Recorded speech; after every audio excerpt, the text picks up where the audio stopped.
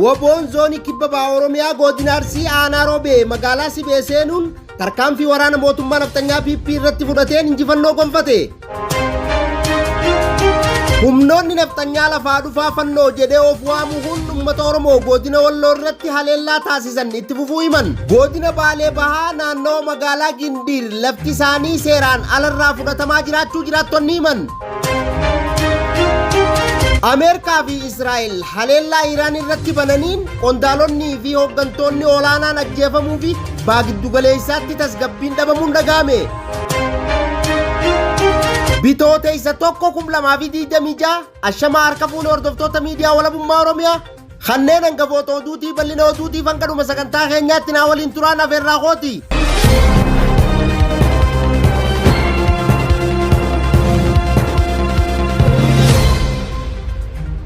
Woboon zoonii kibba bahaa Oromiyaa godina Arsii Bahaa aanaa Roobee magaalaa Sibee seenuun tarkaanfii waraana mootummaa naftanyaa PP irratti fudhateen injifannoo gonfate. Bal'ina oduutiif Jaal Magarsaa waan qindeeffate qaba. Waraanni bilisummaa Oromoo zoonii kibba bahaa Oromiyaa godina Arsii aanaa Roobee magaalaa Sibee seenuun tarkaanfii waraana mootummaa naftanyaa PP irratti fudhateen humna diinaa hedduu du'aa fi madoon adabee kaanis jira harkaan qabee jiraachuu beeksise.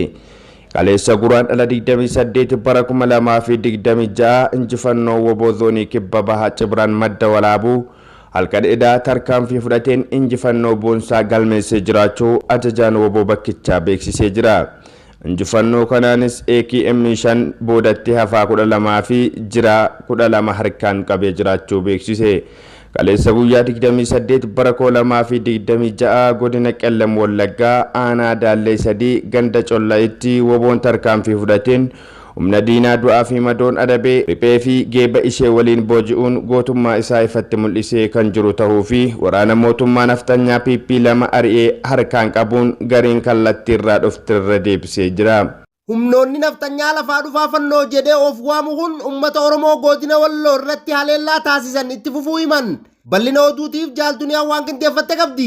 Dheengaddaanaa hartummaa fursee bakka addaa Randooyyee jedhamutti uummata irratti haleellaa bananiin lubbuun nama tokkoo darbuu jiraattonni miidiyaa walabummaa Oromiyaatti himan.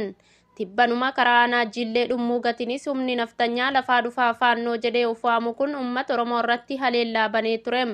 Aanaa Jillee Dhummuu Gatii haleellaa tibbana bananiin lubbuun nama tokkoo darbe jedhan jiraattonni kana malees namoonni 8 biroon madaa'uu miidiyaa walabummaa Oromiyaaf himaniiru. Warra Abboo irraa namni tokko lubbuun darbe namni 4 madaa'uu laga Godaa irraa namni tokko madaa'uu karaa laga Baatee irraa namni 2 madaa'uu karaa laga Mudhii Facaa irraa namni tokko madaa'uu jiraattonni miidiyaa walabummaa Oromiyaatti himan. Dheengadda immoo karaa aanaa hartummaa furseetti humni naftanyaa lafaa dhufaa fannoo jedhu uummata Oromoo godina Walloo irratti haleellaa banuu himan. Humni naftanyaa lafaa dhufaa fannoo jechuun of waamuu waggaa yeroo soomaa eeggatee uummanni ni dadhaba tilmaama jedhuun haleellaa bana jedhu jiraattonni. Uummanni Oromoo godina Walloo kallattii maraan of eeggannoo akka taasisu walakka quba qabaatu abbaa dhiiraa akka dhageeffatuu fi waliif akka birmatu namoonni miidiyaa walabummaa Oromiyaaf yaada kennan hubachiisaniiru. Godina Baalee Bahaa naannoo magaalaa Gindiir lafti isaanii seeraan ala irraa fudhatamaa jiraachuu jiraattonni himan. Bal'ina oduutiif Jaal Magarsaa waan qindeeffate qaba. Godina Baalee Bahaa naannoo magaalaa Gindiir lafti isaanii seeraan ala irraa fudhatamaa jiraachuu jiraattonni miira gaddaan miidiyaa walabummaa Oromiyaatti himatan. Jiraattonni miidiyaa walabummaa Oromiyaa dubbisan ganda Ejersa Waarii zoonii Baabbaa jedhamu abbootii warraa 120 maatii hedduu of jalaa qaban lafa isaanii qonnaa isaanii dhorkamuu himan. Lafaa fi qabiyyee keenya raayyaa ittisa biyyaa fi abbaa qabeenyaa obbo Salamoon Siishaw jedhamaniin doorsifamnee dhorkamuun ganna darbee lafa keenya kan nuti qotannee ofiif facaafanne marga keenya ofiif gurgurannu dhowwamnee jedhan. Iyyannoon bulchiinsa magaalaa Gindiirii fi bulchiinsa godina Baalee Bahaatti erga deddeebi'uu jalqabanii baatiin 6 darbuu eeranii furmaata akka dhaban himatu. Lafti daangaa hoomaa waraanaa fi lafa qonnaan bulaa jidduutti waajjirri lafa magaalaa Iskeechii kaasee daangaa lafaa addaan baasee osoo jiruu bulchiinsi magaalichaa fi bulchiinsi godina furmaata nuuf kennuu dhabuun nu komachiise jedhu jiraattonni.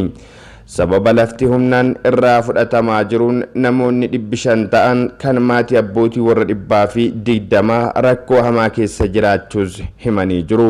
Ameerikaa fi Israa'el haleellaa Iraan irratti bananiin qondaalonni fi hooggantoonni olaanoon ajjeefamuu fi baha giddu galeessaatti tasgabbiin dhabamuun dhagahame. Bal'ina oduutiif jaalduniyaa waan qindeeffatte qabdi. Yuunaayitid Isteetii fi Israa'el haleellaa waraana cimaa Iraan irratti bananiiru. Haleellaan kun magaalaa guddoo Teheraan keessattii fi buufataalee waraanaa naannolee adda addaa keessatti raawwatame jedhamee gabaafameera. Akka odeeffannoon bahetti haleellaa kanaan qondaalonnii fi hooggantoonni olaanoon Iraan keessaa hedduun ajjeefamaniiru. Lakkoofsi du'aa sa'aatii 24 keessatti namoota 200 ol akka ga'e himameera. Hoogganaan olaanaan Iraan Ayatollah Ali Khamenei haleellaa kana keessatti du'uun isaa mootummaa Iraaniitiin beeksifameera jedhamee gabaafame. Du'a isaatiin booda biyyattii keessatti yeroo gaddaa labsamuu fi nageenyi cimsuuf tarkaanfiin fudhatamee ibsameera. Iraan haleellaa kanaaf deebii saffisaa kennite.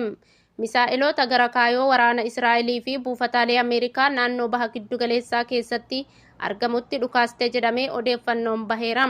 Haalli kun sodaa bal'inaan lola guddaa uumeera.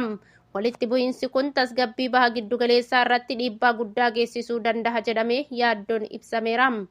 Chaayinaan lolichi akka dhaabbatu waamicha nagaa dhiyeessitee jirti. Faransaay, Jarman, Yuunaayitid Kingdam mariin dippiloomaasii akka saffisaan geggeeffamu gaafatan. Yuunaayitid Naashin walitti bu'iinsi kun gara lola bal'aatti akka hin ceene akeekkachiiseera. Du'a hoogganaa olaanaa Iraanii fi haleellaa waraana amma geggeeffamaa jiru addunyaa guutuu irratti dhiibbaa siyaasaa, nageenyaa fi diinagdee fiduu danda'a. Miidiyaan walabummaa Oromiyaa odeeffannoo haaraa yeroo yerootti isin biraan gaham. Eegaa hordoftoota miidiyaa walabummaa Oromiyaa oduu namaaf qabnu kanumaa oduu birootiin hanga walitti deebinuu nagaan nuuf tura. Horaa bulaa deebana.